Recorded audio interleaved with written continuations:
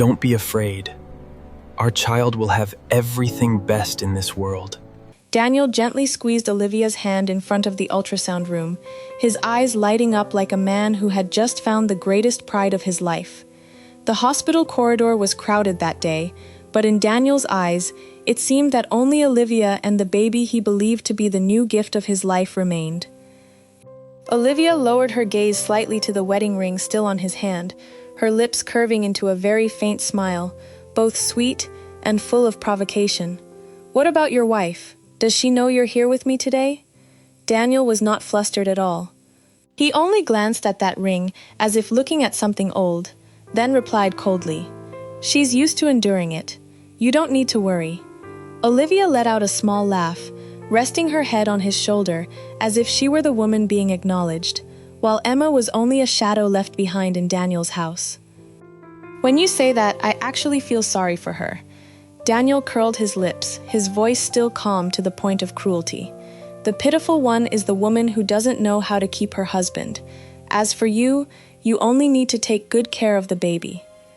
The moment those words fell, the door of the ultrasound room opened, the nurse called Olivia's name, and Daniel immediately stood up to support her, as if afraid that even one step from her would make his entire world collapse. But at the same time, on another floor of the hospital, Emma was lying on an emergency bed, her face deathly pale, her trembling hand resting on her stomach, as if trying to hold on to the last thing remaining inside her body. Her phone was still glowing on the small table beside her, the screen showing dozens of unanswered calls. Daniel's name lay silently there, as cold as the man himself at that moment. Emma had called him from the moment the first pain appeared, called when blood began to seep through her dress, called when she climbed into a taxi alone with broken breaths, and called even when the doctors pushed her into the emergency room. But on the other end of the line, the husband she had once seen as her whole world was turning off his phone to hold another woman's hand. "Where is your husband?" the doctor asked, very softly when he saw Emma constantly looking toward the door. Emma moved her lips, tears spilling out, but she no longer had enough strength to answer. She only looked down at her belly, where there had once been a tiny life she had silently protected for many months, then choked out as if begging fate itself. "My child, I'm sorry. I couldn't keep you." No one outside that room heard those words. There was no Daniel, no mother-in-law, no familiar hand for her to cling to. There were only the sounds of machines, the hurried footsteps of nurses, and the icy silence of a woman losing the most precious thing in her life in loneliness. People often think the most painful betrayal is when a man chooses another woman. But for Emma, the true pain did not lie in Olivia, nor in the wedding ring still on Daniel's hand. The greatest pain was that, at the moment their child left this world, the father was smiling in front of another ultrasound screen. There are people who are laughing because they think they have everything, not knowing that at the very same moment, the most precious thing in their lives has just left forever. And Emma, the gentle, patient wife who had once believed that as long as she was good enough, her husband would come back, lay there with eyes dried after too much pain, and for the first time in her life understood that some marriages do not break because of a lack of love, but because one person has become so used to enduring that the other believes they can hurt her forever without ever having to pay a price. Emma had never thought life would give her a perfect home. Since childhood, she had grown up in an ordinary family, with no money, no status, and certainly no one to support her. The only things she had were sincerity and the belief that if she treated others well, one day she would also be treated kindly. When she married Daniel, Emma carried that simple belief into her husband's family. She took care of every meal, woke up before everyone else to prepare breakfast, and stayed up late waiting for her husband to return after every business trip. She never complained when Daniel was busy, nor did she ever compare how much more she had sacrificed. In the early years of their marriage, Daniel had truly loved Emma. He used to hold her hand wherever they went and promised that no matter how life changed in the future, he would never let her cry alone. But that promise gradually disappeared along with major contracts and one promotion after another. As his career became more successful, Daniel began to take Emma's sacrifices for granted. as though every hot meal, every neatly ironed outfit, and every late night she spent waiting for him were simply responsibilities she was supposed to fulfill, not acts of love she willingly gave him. In his eyes, Emma slowly became just another familiar part of the house, to the point where it no longer seemed to matter whether she was there or not. What hurt Emma even more was that her mother-in-law had never accepted her. Margaret always believed that a girl without status or family background like Emma was unworthy of joining their family. Every time the relatives gathered, she would find a way to bring up her daughter-in-law's background as if it were something shameful. If Daniel had listened to me back then and married Mr. Lamb's daughter, the company would be even more successful by now. The entire dining table fell silent. Daniel continued eating as though he had heard nothing. Emma simply lowered her head and smiled faintly, trying to swallow the bitterness stuck in her throat.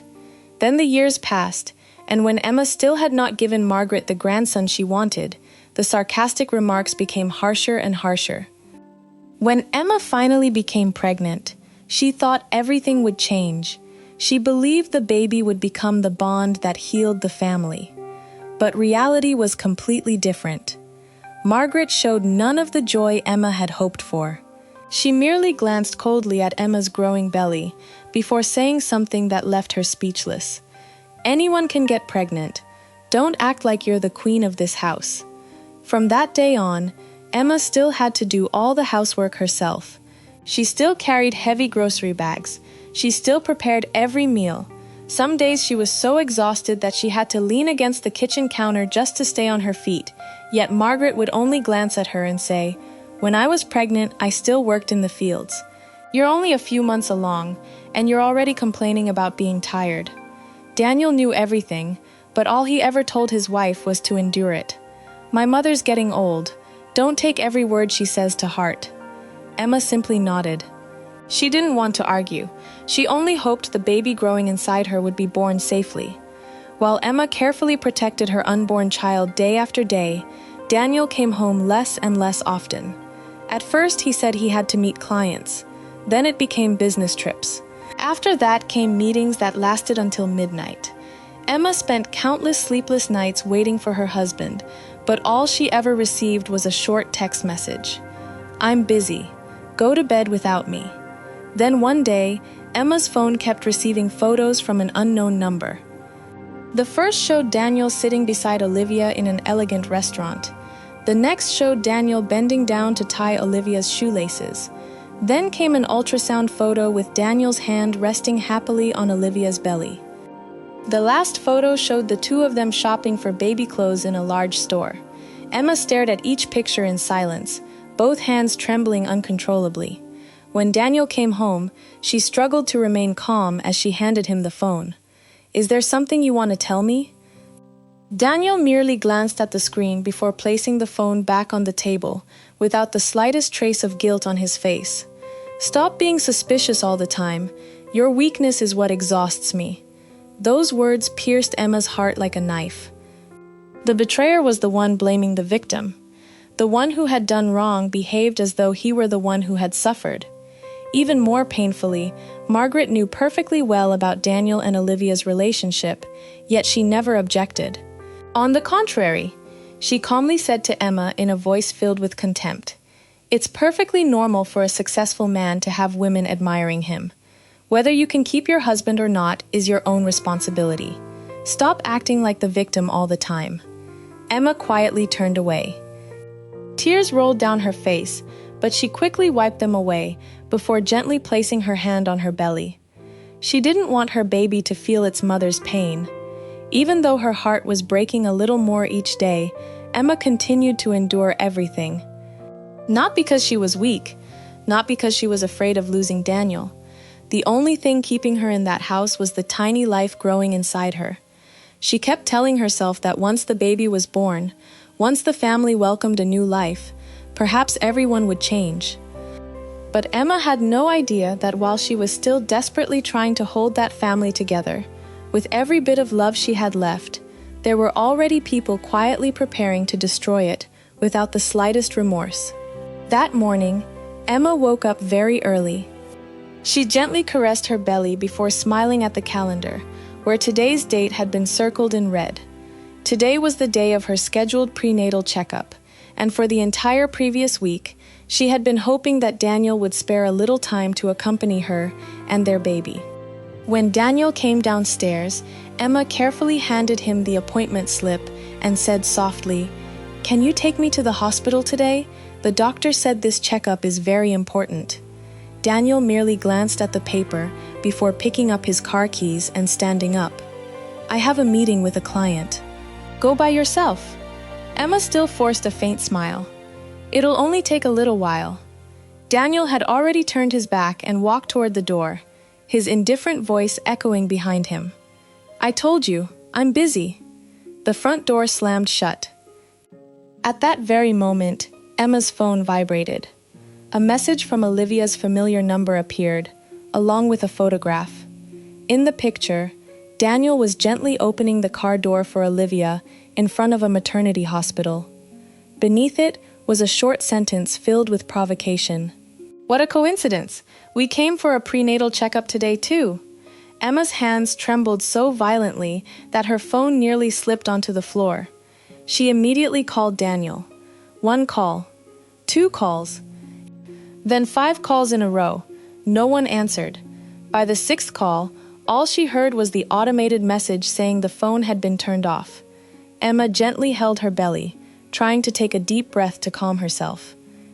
She kept telling herself that it was all just a misunderstanding, but at that very moment, a sharp pain suddenly shot through her body, forcing her to grip the edge of the table just to remain standing. Sweat began to bead across her forehead. The pain grew more intense, accompanied by a warm, damp sensation that made Emma look down in horror.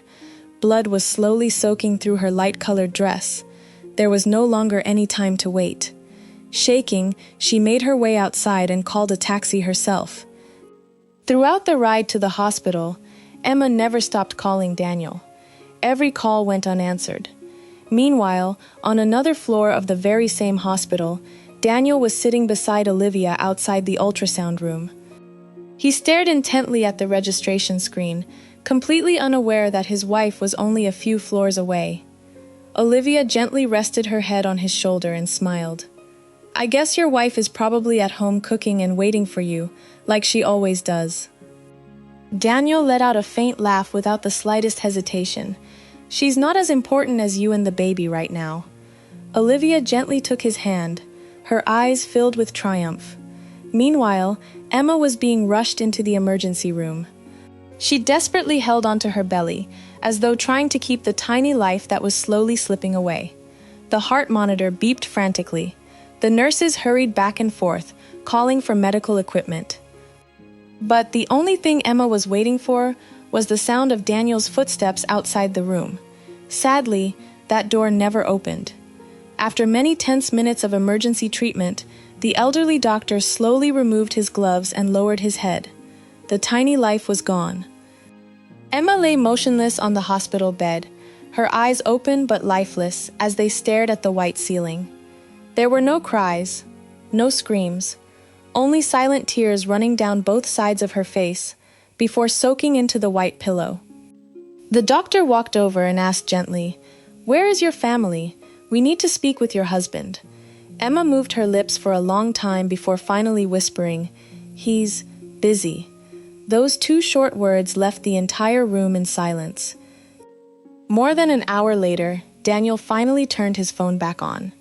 Dozens of missed calls and messages from the hospital made his heart suddenly tighten. He rushed to the emergency room like a madman, his face pale. When the door opened, Emma was still lying there, her face ghostly white, both hands resting on the belly that was now painfully still. Daniel hurried to her side. "Emma, I'm sorry. I didn't know." Emma slowly turned her head toward him. She didn't cry. She didn't scream. She didn't throw herself at him with accusations as Daniel had imagined. After everything she had just endured, her voice was terrifyingly calm. "When our baby left me, whose hand were you holding?" That single question left Daniel frozen in place. His lips trembled, but he could not say a single word. For the first time in his life, he understood that there are moments which, once missed, become regrets a person must carry for the rest of their life. On the day she was discharged from the hospital, Emma took nothing with her except a small suitcase and the discharge papers folded in half. She quietly walked through the gate of the house she had once called home, without asking for an explanation and without demanding that Daniel choose between her and Olivia. After everything that had happened, Emma understood that a man who truly wanted to stay would never leave the woman he loved alone in an emergency room. And if his heart already belonged to someone else, trying to hold on would only wound her dignity once again. Daniel stood in the living room, watching Emma's back as she walked away. Several times he wanted to go after her, but his legs felt as heavy as stone. Just then, Margaret stood with her arms crossed by the door and said coldly, "If you can't even keep your husband, don't blame anyone else. A weak woman like you will suffer wherever you go." Emma heard every single word. She stopped for a few seconds, gripping the handle of her suitcase tightly. Then she continued walking forward without looking back. Some insults are no longer enough to make a person stay, because their heart had already died long before they walked out that door. The months that followed became the hardest time of Emma's life. During the day, she worked until she was completely exhausted. At night, she sat alone in her tiny rented room, looking at the infant bracelet the hospital had returned to her before silently crying in the darkness.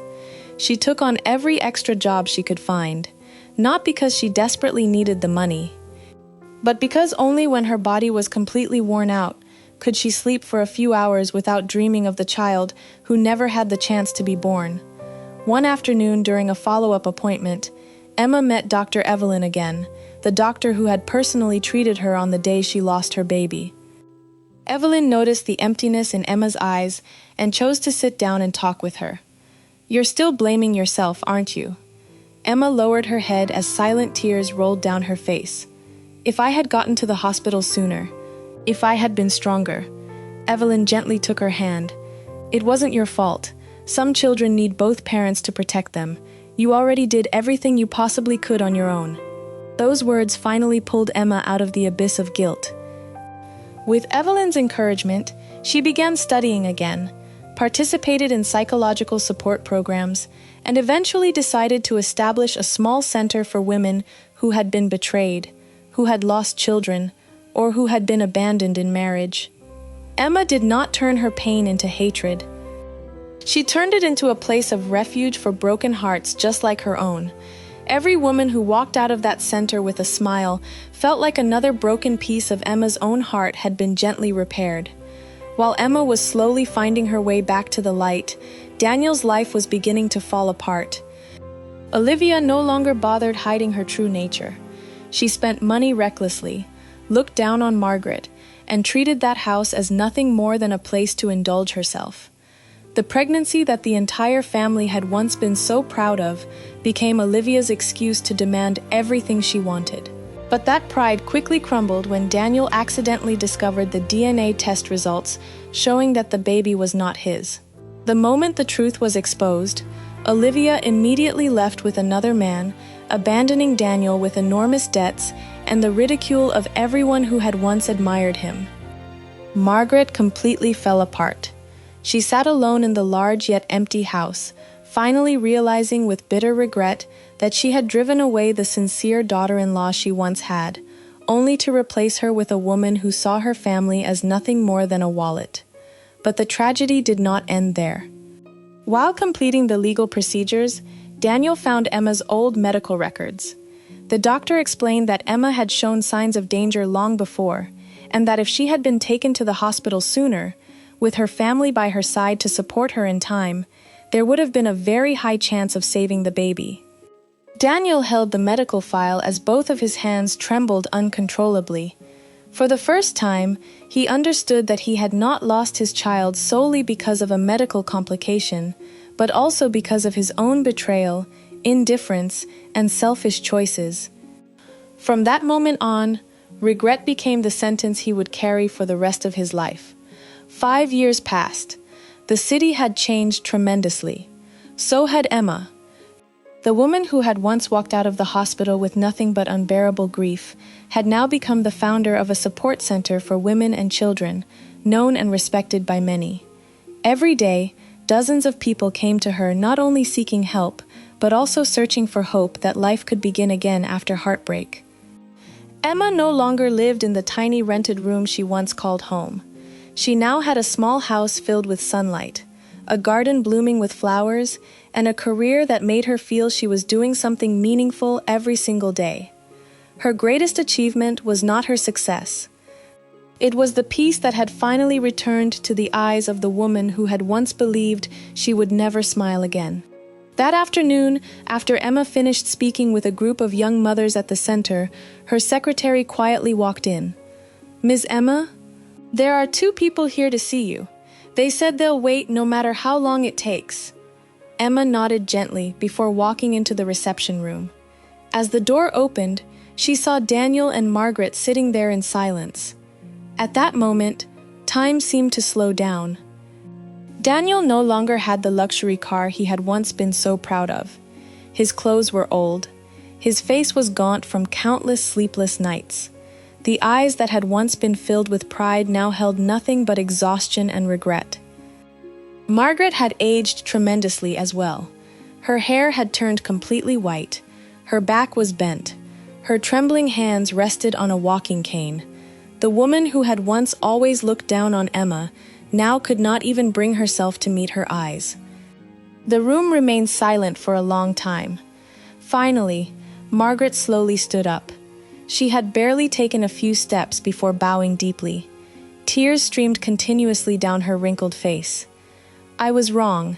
I was truly wrong. The woman I called useless turned out to be the kindest person in this family, and the one I devoted myself to protecting was the very person who destroyed this family." Emma looked at her quietly. She neither stepped forward to help her, nor stepped back. Her expression was so calm that it only made Margaret feel even more ashamed. Daniel slowly walked forward before suddenly dropping to his knees. The dull sound of his knees hitting the floor echoed through the silent room. He lowered his head deeply, both hands clenched so tightly they trembled. "I'm not asking you to come back to me. I know I no longer have that right. I only ask that you give me one chance to make amends to our child." Hearing those words, Emma slowly closed her eyes. She took a deep breath before opening them again to look at the man who had once been her entire world. Years ago, if Daniel had simply lowered his head and apologized, she probably would have forgiven him immediately. But time had taught Emma one thing. Some wounds no longer hurt, not because they have healed, but because the heart has learned how to live with them. She pulled out a chair and sat down across from Daniel. There was no satisfaction on her face, no mockery. Nor did she bring up every painful memory to force him to bow his head once more. After a very long silence, Emma finally spoke softly. "I only want to ask you one question." Daniel slowly raised his head. Emma looked directly into his eyes and asked each word very slowly. "On the day our child needed you the most, who did you choose?" The entire room instantly fell silent. Daniel opened his mouth, but no sound came out. Before his eyes, he suddenly saw Olivia smiling inside the ultrasound room, his hand holding hers. Then he saw Emma lying alone on the emergency room bed, her tear-filled eyes waiting for a husband who never came. Those memories became knives, cutting into his conscience over and over again. Daniel lowered his head. Silent tears fell onto the floor. He understood that he could not answer, because the answer had already existed for many years. He had chosen someone else instead of his wife and his child. He had missed the final chance to be a father. Margaret broke down in tears as well. She covered her face, trembling uncontrollably. For the first time in her life, she realized that the most precious thing was not wealth, status, or the grandson she had stubbornly longed for. The most precious person had been the woman who had quietly loved this family with all her heart, only to be driven away by the very people she loved. Emma slowly stood up and walked toward the window. The late afternoon sunlight bathed the small garden, where the flowers were blooming beautifully. She never looked back at Daniel. Some answers never need to be spoken aloud. Some sentences are never handed down by any courtroom, but are engraved forever into a person's conscience for the rest of their life. And Emma knew that Daniel's silence at that moment was the most painful confession he would carry until his final day. The room fell into silence once again. Daniel remained kneeling there, his shoulders trembling, as though in those few short minutes, every last trace of pride he had clung to had completely collapsed. Emma quietly looked at the man who had once been her entire youth. There was a time when all it took was seeing Daniel lower his head and apologize for Emma to rush to forgive him because she was afraid of losing him. But the woman she had become was different. Pain had taught her that kindness does not mean returning to the place that once shattered you. She walked to the small cabinet beside the window, gently opened the drawer, and took out an old envelope. Inside was the only ultrasound photo of their child that she had left. Emma gently ran her fingers over the picture, her eyes soft yet filled with immeasurable loss. Then she turned to Daniel, her voice so calm that it hurt even more to hear. There are mistakes that cannot be undone with tears, and there are people who have left who will never come back because of two simple words: "I'm sorry." Daniel broke down in tears. He covered his face with both hands as tears streamed endlessly onto the floor. I know I don't deserve anything anymore, but every single day, I wish it had been me lying there in pain instead of you. If I could trade everything to bring our child back, I would do it without hesitation." Emma quietly shook her head. She placed her hand on the ultrasound photo and smiled gently, a sad but peaceful smile. "I've forgiven you so that I could keep living. But I will never return to the place where my child left this world alone." That single sentence was enough to bring everything to an end. Daniel lowered his head. He no longer had the courage to ask her to stay even one more time. He understood that what Emma was rejecting was not only a marriage, but also a past that could never be changed. Margaret covered her face and sobbed uncontrollably. She looked at Emma with eyes filled with remorse. For the first time in her life, she realized that what she had always mistaken for weakness was actually compassion, patience, and genuine love, the very qualities every family longs to have. But by the time she understood, that daughter-in-law no longer belonged to their family. Margaret spoke through her tears, her voice trembling. "I lost a daughter because of my own pride." Emma did not reply. She simply lowered her head slightly, as though offering one final farewell to the past. Daniel slowly stood up.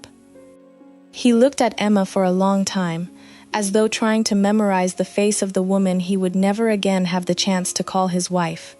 There were no more apologies. There were no more promises. He quietly turned around and walked out of the room with his mother. As the door closed behind them, a painful chapter of Emma's life truly came to an end. The next morning, she woke up early as usual. She watered the flowers in the front yard, made herself a cup of tea, and headed to the center. Inside the familiar room, the women who had once fallen into despair after being betrayed, losing a child, or being abandoned in marriage smiled as soon as they saw her. Emma patiently listened to every story, held every trembling hand, and helped them believe that life does not end after tragedy. She had transformed her deepest wound into a light that guided others.